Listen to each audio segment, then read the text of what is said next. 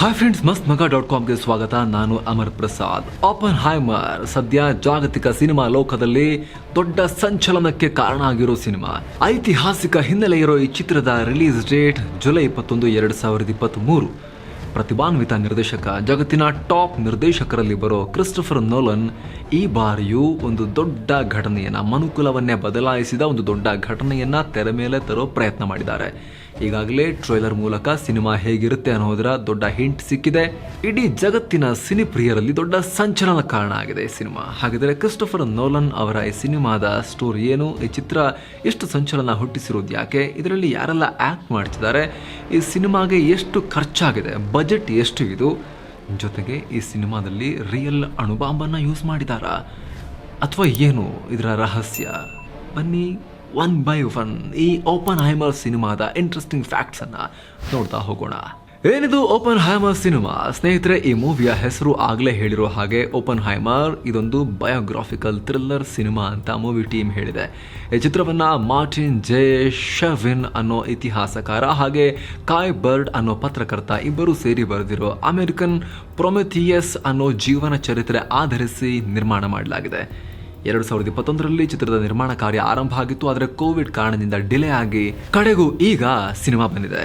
ಹಾಗಿದ್ರೆ ಈ ಚಿತ್ರದ ಕಥೆ ಏನು? ಸಿನಿಮಾದ ಕಥೆ ಏನು ಅನ್ನೋದು ಆಲ್ರೆಡಿ ಹಿಸ್ಟಾರಿಕಲ್ ಫ್ಯಾಕ್ಟ್, ಇತಿಹಾಸದ ಒಂದು ಘಟನೆ. ಆದರೂ ಕೂಡ ನಾವು ಅದನ್ನು ಏನು ಅಂತ ಈಗ ಬಿಡಿಸಿ ನಿಮಗೆಲ್ಲ ಹೇಳೋಕೆ ಹೋಗೋದಿಲ್ಲ. ಸಿನಿಮಾ ಹೇಗಿದೆ, ಅದರ ಹೊರಮೈ ಹೇಗಿದೆ, ಟ್ರೇಲರಲ್ಲಿ ಯಾವೆಲ್ಲ ಅಂಶಗಳನ್ನು ಸಿನಿಮಾ ಟೀಮ್ ಹಂಚಿಕೊಂಡಿದೆ, ಇಂಟರ್ವ್ಯೂಗಳಲ್ಲಿ ಬೇರೆ ಬೇರೆ ಕಡೆ ಸಿನಿಮಾ ಟೀಮ್ ಏನೆಲ್ಲ ಹೇಳಿದೆ ಅನ್ನೋದನ್ನು ಮಾತ್ರ ನಿಮಗೆ ಹೇಳ್ತಾ ಹೋಗ್ತೀವಿ. ಇಡೀ ಕತೆ ರಾಬರ್ಟ್ ಓಪನ್ ಹೈಮರ್ ಅವರ ಜೀವನದ ಕುರಿತಾಗಿದೆ. ರಾಬರ್ಟ್ ಓಪನ್ ಹೈಮರ್ ಇಡೀ ಜಗತ್ತಿಗೆ ಗೊತ್ತಿರೋ ಹಾಗೆ ಅಣುಬಾಂಬನ್ನು ಕಂಡುಹಿಡಿದಿರೋ ವಿಜ್ಞಾನಿ, ಫಾದರ್ ಆಫ್ ಅಟಾಮಿಕ್ ಬಾಂಬ್ ಅಂತ ಇವರನ್ನ ಕರೆಯಲಾಗುತ್ತೆ. ಇವರ ಕುರಿತಾಗಿ ಈ ಚಿತ್ರದಲ್ಲಿ ತೋರಿಸಲಾಗಿದೆ. ಹಾಗಂತ ಬರೀ ಇವ್ರ ಬಗ್ಗೆ ಮಾತ್ರ ಅಲ್ಲ, ಮ್ಯಾನ್ ಹಟನ್ ಪ್ರಾಜೆಕ್ಟ್ ಅಂದರೆ ಅಮೆರಿಕದ ನ್ಯೂಕ್ಲಿಯರ್ ಶಸ್ತ್ರವನ್ನು ತಯಾರಿಸೋ ಕಾರ್ಯಕ್ರಮದ ಕುರಿತು ಕೂಡ ಈ ಚಿತ್ರ ತುಂಬ ಫೋಕಸ್ ಮಾಡುತ್ತೆ. ಅದರಲ್ಲಿ ವಿಜ್ಞಾನಿ ಓಪನ್ ಹೈಮರ್ ಮೇನ್ ರೋಲ್ ನಿಭಾಯಿಸಿದ್ರು. ಜಗತ್ತಿನ ನಾಶಕ್ಕೆ ಕೊನೆ ಟ್ರಿಗರ್ ಅಂತಲೇ ಕರೆಯಲಾಗೋ ಅಣ್ವಸ್ತ್ರ ಹಾಗೂ ಅದರ ಸಂಶೋಧನೆಗೆ ನಡೆದ ಎಲ್ಲ ಹಿನ್ನೆಲೆ ಹಾಗೂ ಎಲ್ಲ ಘಟನೆಗಳನ್ನು ಇದರಲ್ಲಿ ತೋರಿಸಲಾಗಿದೆ. ವಿಶ್ವ ಯುದ್ಧದ ಕಾಲದ ಒಂದಷ್ಟು ಸನ್ನಿವೇಶಗಳು ಕೂಡ ನಿಮಗೆ ಈ ಸಿನಿಮಾದಲ್ಲಿ ನೋಡ್ತಾ ಆಗಿನ ಕಾಲಘಟ್ಟಕ್ಕೆ ನಮ್ಮನ್ನು ಹೇಳ್ಕೊಂಡು ಹೋಗುತ್ತೆ. ಓಪನ್ ಹೈಮರ್ ಅವರು ಯಾವ ರೀತಿ ಅಣ್ವಸ್ತ್ರ ತಯಾರಿಕೆಗೆ ಕೆಲಸ ಮಾಡಿದ್ರು, ಅವರ ಟೀಮ್ ಹೇಗೆ ಕೆಲಸ ಮಾಡಿತ್ತು ಅನ್ನೋದನ್ನ ಮುಖ್ಯವಾಗಿ ಸಿನಿಮಾದಲ್ಲಿ ತೋರಿಸಲಾಗಿದೆ. ಟ್ರೇಲರ್ನಲ್ಲಿ ಏನೆಲ್ಲ ಅಂಶಗಳನ್ನು ತೋರಿಸಲಾಗಿದೆ ಅಂದರೆ, ವಿಶ್ವ ಯುದ್ಧ ಇನ್ನೇನು ಆರಂಭ ಆಗ್ತಿದೆ ಅನ್ನೋ ಟೈಮ್ಗೆ ಜರ್ಮನಿ ಗುಪ್ತವಾಗಿ ಅಣ್ವಸ್ತ್ರ ತಯಾರಿಯಲ್ಲಿತ್ತು ಅನ್ನೋದು ಗೊತ್ತಾಗುತ್ತೆ. ಅಮೆರಿಕಕ್ಕೆ ದೊಡ್ಡ ತಲೆನೋವಾಗುತ್ತೆ ಆಗ. ಹೀಗಾಗಿ ಅಣ್ವಸ್ತ್ರಗಳ ತಯಾರಿಕೆಗೆ ಮೆಲ್ಲಗೆ ಪೈಪೋಟಿ ಶುರುವಾಗುತ್ತೆ ಆಗ. ಹಂಗರಿ ದೇಶದ ವಿಜ್ಞಾನಿಗಳ ಗುಂಪೊಂದು ನಾಸಿಗಳ ಈ ಕೃತ್ಯದ ಬಗ್ಗೆ ಅಮೆರಿಕಗೆ ಎಚ್ಚರಿಕೆಯನ್ನು ಕೊಡ್ತಾರೆ. ಹಿಟ್ಲರ್ ಕೈಗೆ ಪರಮಾಣು ಅಸ್ತ್ರ ಸಿಗೋದು ಒಂದೇ, ಅಮೆರಿಕ ಮತ್ತು ಮಿತ್ರರು ಸಾಯೋದು ಒಂದೇ, ಎಲ್ಲ ನಾಶ ಆಗಿ ಹೋಗ್ತೀರಿ ನೀವು ಹಿಟ್ಲರ್ ಕೈಗೆ ಸಿಕ್ಕಿದ್ರೆ ಅಂತ ಎಚ್ಚರಿಕೆಯನ್ನು ಕೊಡ್ತಾರೆ. ಆಗ ಗಾಬರಿ ಬೀಳು ಅಮೆರಿಕ ಕೂಡಲೇ ಎಚ್ಚೆತ್ತುಕೊಂಡು ಅಣು ಟೆಕ್ನಾಲಜಿಯನ್ನು ತಾನು ಡೆವಲಪ್ ಮಾಡೋಕೆ ಮುಂದಾಗುತ್ತೆ. ಅಂದಿನ ಅಮೆರಿಕ ಅಧ್ಯಕ್ಷರಾಗಿದ್ದ ಫ್ರಾಂಕ್ಲಿನ್ ರೂಸ್ವೆಲ್ಟ್ ಅವರು ಮ್ಯಾನ್ ಹಟನ್ ಪ್ರಾಜೆಕ್ಟ್ ಅಂದರೆ ಗುಪ್ತವಾಗಿ ಅಣ್ವಸ್ತ್ರ ತಯಾರಿಸೋ ಪ್ರಾಜೆಕ್ಟ್ಗೆ ಆದೇಶವನ್ನು ಕೊಡ್ತಾರೆ. ಇದನ್ನು ಅಂದಿನ ಕಾಲಕ್ಕೆ ಅಮೆರಿಕದ ಖ್ಯಾತ ವಿಜ್ಞಾನಿಯಾಗಿದ್ದ ಟಾಪ್ ಯೂನಿವರ್ಸಿಟಿಗಳಲ್ಲಿ ಪ್ರಾಧ್ಯಾಪಕರಾಗಿ ಕೆಲಸ ಮಾಡಿದ್ದ ಓಪನ್ ಹೈಮರ್ ಅವರಿಗೆ ಕೊಡಲಾಗುತ್ತೆ. ಅವರೇ ಈ ಟೀಮ್ನ ನೇತೃತ್ವ ವಹಿಸಿಕೊಳ್ತಾರೆ. ವೈರಿ ದೇಶಗಳ ಗುಪ್ತಚರರ ಕಣ್ಣನ್ನು ತಪ್ಪಿಸಿ ಕೆಲಸ ಮಾಡಬೇಕಾಗಿರುತ್ತೆ. ಇದಕ್ಕಾಗಿ ನ್ಯೂ ಮೆಕ್ಸಿಕೋದಲ್ಲಿರೋ ಸೀಕ್ರೆಟ್ ಲ್ಯಾಬ್ನಲ್ಲಿ ದೊಡ್ಡ ತಯಾರಿ ಆರಂಭ ಆಗುತ್ತೆ. ಸೊ ಅಲ್ಲಿ ಏನೆಲ್ಲ ಆಯಿತು, ಆ ಪರೀಕ್ಷೆ ಹೇಗೆ ನಡೀತು, ಅಲ್ಲಿ ಯಾರಾದರೂ ಸತ್ರ, ಓಪನ್ ಹೈಮರ್ ಅವರ ಪ್ರಯೋಗ ಹೇಗಿತ್ತು, ಅವರ ಸಹೋದ್ಯೋಗಿಗಳ ಮೆಂಟಾಲಿಟಿ ಹೇಗಿತ್ತು, ಅವರಿಗಲ್ಲಿ ಎದುರಾದ ಕಷ್ಟಗಳು, ಸಂಕಷ್ಟಗಳೇನು, ಅಮೆರಿಕ ವೈರಿಗಳ ಕಣ್ತಪ್ಪಿಸಿ ಅದನ್ನು ಸಕ್ಸಸ್ಫುಲ್ ಆಗಿ ಮಾಡಿದ್ದು ಹೇಗೆ, ಇದೆಲ್ಲವನ್ನ ಸಿನಿಮಾದಲ್ಲಿ ತೋರಿಸಲಾಗಿದೆ. ಅದು ಹೇಗೆ ಮಾಡಿದ್ದಾರೆ ಅಂತ ಸಿನಿಮಾದಲ್ಲೇ ನೀವು ನೋಡಿ. ಅಷ್ಟೇ ಅಲ್ಲ, ಖ್ಯಾತ ವಿಜ್ಞಾನಿ ಐನ್ಸ್ಟೈನ್ ಅವರ ಪಾತ್ರ ಕೂಡ ಈ ಸಿನಿಮಾದಲ್ಲಿ ಮೇಯ್ನ್ ಆಗಿ ನಿಮಗೆ ಕಾಣೋಕೆ ಸಿಗುತ್ತೆ. ಸಿನಿಮಾದಲ್ಲಿ ಭಗವಾನ್ ಶ್ರೀಕೃಷ್ಣರ ಸಾಲು. ಎಸ್, ಈ ಬಹು ನಿರೀಕ್ಷಿತ ಹಾಲಿವುಡ್ ಸಿನಿಮಾದಲ್ಲಿ ಹಿಂದೂ ಧರ್ಮದ ಆರಾಧ್ಯ ದೈವ ಭಗವಾನ್ ಶ್ರೀಕೃಷ್ಣರ ಸಾಲುಗಳು ಕೂಡ ಇವೆ. ಅಣ್ವಸ್ತ್ರ ಕಂಡು ಹಿಡಿದ ಓಪನ್ ಹೈಮರ್ ಅವರು ತಮ್ಮ ಕೆಲಸಕ್ಕೆ ಭಗವದ್ಗೀತೆಯ ಸಾಲುಗಳು ಇನ್ಸ್ಪಿರೇಷನ್ ಅಂತ ಹೇಳ್ಕೊಂಡಿದ್ದಾರೆ. ಸಿನಿಮಾದಲ್ಲ, ರಿಯಲ್ ಓಪನ್ ಹೈಮರ್ ಆಗಿನ ಕಾಲದಲ್ಲಿ ಅದನ್ನು ಹೇಳ್ಕೊಂಡಿದ್ರು. ಅದರ ಇಂಟರ್ವ್ಯೂಗಳು ಕೂಡ ಇವೆ.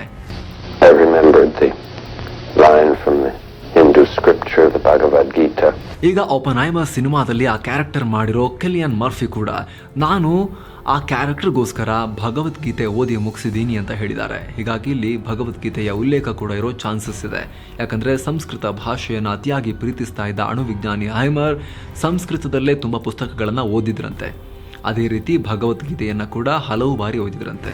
ಒಂದು ಸಲ ತಾವು ಅಣ್ವಸ್ತ್ರ ಕುರಿತು ಮಾತನಾಡುವಾಗ ಭೀಷ್ಮ ಪರ್ವದ ಭಗವದ್ಗೀತೆಯಲ್ಲಿ ಬರುವ ಶ್ರೀಕೃಷ್ಣರ ಸಾಲುಗಳನ್ನು, ಅಂದರೆ ನಾನೇ ಅಂತ್ಯ, ನಾನೇ ಜಗತ್ ನಾಶ ಅಂತ ಹೇಳಿದ್ದನ್ನು ಓಪನ್ಹೈಮರ್ ಹಲವು ಬಾರಿ ಉಲ್ಲೇಖ ಮಾಡಿದ್ರು.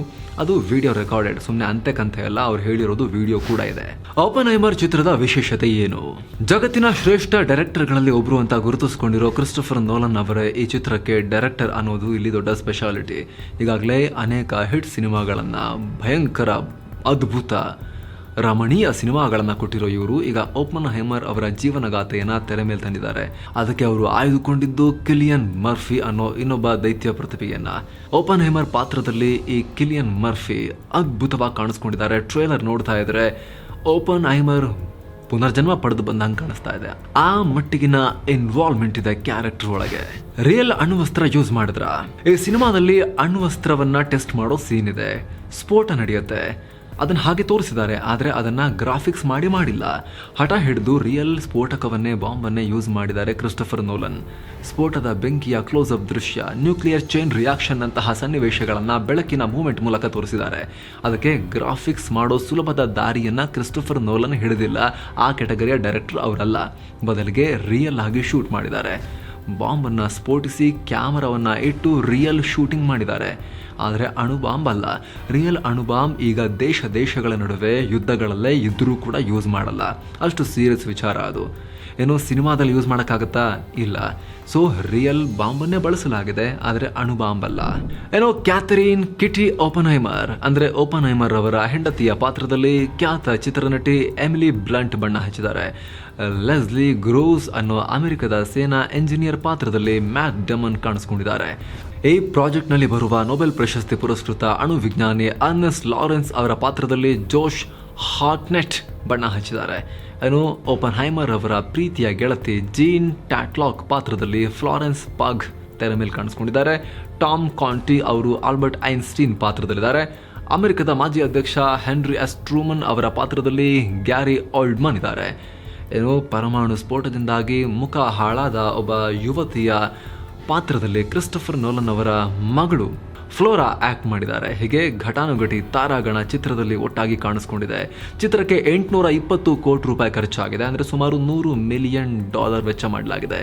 ಚಂದ್ರಯಾನಕ್ಕಿಂತಲೂ ಜಾಸ್ತಿ, ನಮ್ಮ ಚಂದ್ರಯಾನಕ್ಕಿಂತಲೂ 100-150 ಕೋಟಿ ರೂಪಾಯಿ ಜಾಸ್ತಿ ಖರ್ಚು ಮಾಡಿದ್ದಾರೆ. ಒಟ್ಟು 180 ನಿಮಿಷ ಅಂದರೆ ಭರ್ತಿ 3 ಗಂಟೆ ಸಿನಿಮಾ ತಯಾರಾಗಿದೆ. ಯೂನಿವರ್ಸಲ್ ಸ್ಟುಡಿಯೋ ಇದನ್ನು ಡಿಸ್ಟ್ರಿಬ್ಯೂಟ್ ಮಾಡೋ ಹೊಣೆಯನ್ನು ಹೊತ್ಕೊಂಡಿದೆ. ಚಿತ್ರಕ್ಕೆ ಹಾಯ್ಟೆ ವ್ಯಾನ್ ಹಾಯ್ಟೆಮಾ ಸಿನಿಮಾಗ್ರಫಿ ಮಾಡಿದರೆ, ಜೆನಿಫರ್ ಲೇಮ್ ಎಡಿಟಿಂಗ್ ಜವಾಬ್ದಾರಿ ನಿಭಾಯಿಸಿದ್ದಾರೆ. ಲುಡ್ವಿಗ್ ಗೊರಾನ್ಸನ್ ಅವರ ಮ್ಯೂಸಿಕ್ ಇದೆ. ಸೇಮ್ ಕಾಪಿ ಇಂಕ್ ಹಾಗೂ ಅಟ್ಲಾಸ್ ಎಂಟರ್ಟೈನ್ಮೆಂಟ್ ಈ ಚಿತ್ರದ ಪ್ರೊಡಕ್ಷನ್ ಕಂಪನಿಗಳಾಗಿವೆ. ಇದೆಲ್ಲಕ್ಕಿಂತ ಹೆಚ್ಚಾಗಿ ಈ ಸಿನಿಮಾವನ್ನು ಹೊಸ ಟೆಕ್ನಾಲಜಿ ಬಳಸಿ ನಿರ್ಮಾಣ ಮಾಡಲಾಗಿದೆ. ವಿಶೇಷ ಐಮ್ಯಾಕ್ಸ್ ಕ್ಯಾಮರಾಗಳನ್ನು ಬಳಸಲಾಗಿದೆ. 70mm ರೀಲ್ ಬಳಸಿ ಮಾಡಲಾಗಿರೋ ಅನಲಾಗ್ ಮೂವಿ ಇದು. ವಿಶ್ವದ ಹಲವು ಸ್ಕ್ರೀನ್ಗಳಲ್ಲಿ ಅದೇ ಒರಿಜಿನಲ್ ಫೀಲ್ನಲ್ಲಿ ನೋಡೋ ಅವಕಾಶ ಸಿಗುತ್ತೆ.